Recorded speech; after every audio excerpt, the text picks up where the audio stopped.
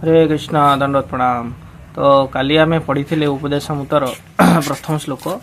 तो आज तार द्वितीय श्लोक को आम कंटिन्यू करवा। सॉरी प्रथम श्लोक अधा थिला तो कंटिन्यू प्रथम आम देखी ना काली आम कौन पढ़ी वाच वेग मनुष्य क्रोध वेगम जीवा वेग मुदर पश्च वेगम एतान वेगांज विषयधीरा शर्मा मिथमा पृथ्वी सशिष्यत।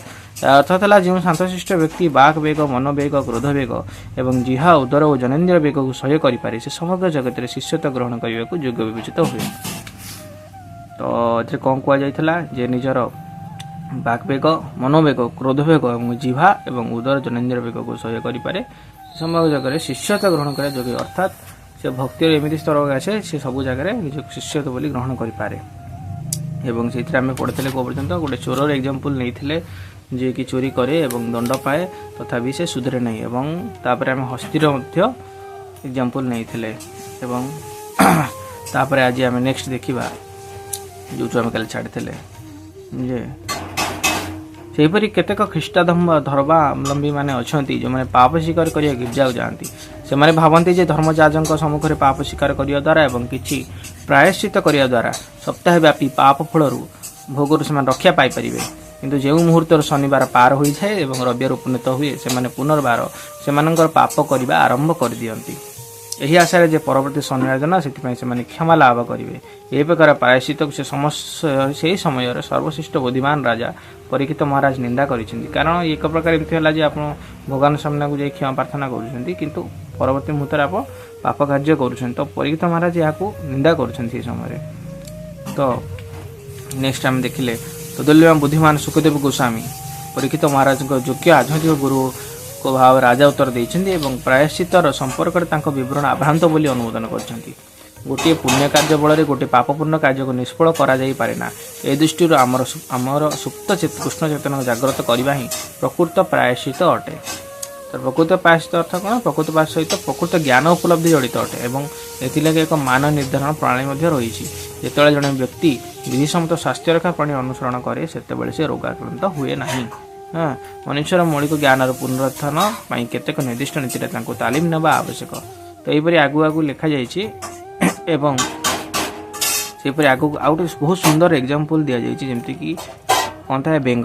तो बेंग कौन करे बोबाए बेंग बोबाए द्वारा केवल साप को निमंत्रण कर बोली इतने लिखा जाइए। एवं से कहे अनुग्रह पूर्वक एठाक आस एवं मते खाओ जदिव से द्वारा से मूर्ति को निमंत्रण करें तथापि से बोबेबारे लगी थाए।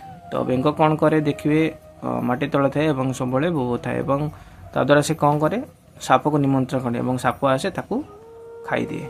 तो से भाई किसी भौतिकवादी और निराकारवादी मायावादी दार्शनिक कथा बेंगर बोबेया कथा संगे तुलना करे। तो यह आम संसार देखा अनेक अच्छा मायावादी जो मैंने सब बेंग परी बोबो था से सब बाजे कथा आलोचना करते सर्वदा कौन करती मूर्ति को निमंत्रण करती। बाक संयम अर्थ मायावादी माने भाविला भली स्वेच्छाकृत निरापत्ता नुहे। निरापत्ता किछि समय सहायक बोली मन हो पारे मात्र परिमाणतः यह व्यर्थतार पर्यवसित हुए। एणु आम सब जो आम अजथा कथा कहूँ जहाँ कृष्ण चेतना परिपूर्ण नुह से कथार आमको रक्षा आम से कथार वंचित हो रहा आवश्यक। एवं तापर कौन कहुई शिल रूप गोस्वामी बाक संयम जो अर्थ कहते कृष्ण कथार फलपद प्राणी को बुझाए। परम पुरुष भगवान श्रीकृष्ण गुणगान में बाक शक्ति को नियोजित करवा एपरी भाव में जीवा भगवान नाम रूप गुण लीला महत्व गान करें। कृष्ण कथार प्रचारक केवल मृत्युर अधीन नुहति एवं बाक वेग संयत करवा ही यार तात्पर्य अटे। तो आम सर्वप्रथम कौन करिया बाक को कहबार शक्ति को आमको कहवा शक्ति को संयत करने पड़ो। आते कौन हम से मन अस्थिरता और चंचलता संयत मनर अस्थिरता चंचला संयत हुए से कृष्ण को पाद में मन को निबद्ध करा जाए। एवं चैतन्य चरितमृत कौन कहुई कृष्ण सूर्य सम माया हय अंधकार जहाँ कृष्ण नाहा नाही मायार अधिकार। अर्थात कौन कृष्ण सूर्य तुल्य अटंती एवं माया अंधकार सदृश अटे। यदि सूर्य उपस्थित अच्छा तेबे अंधकार प्रश्न ना सेहीपर जदि मन कृष्ण उपस्थित अच्छा तेज माया प्रभाव में मन आंदोलित होवार कौन संभावना नहीं।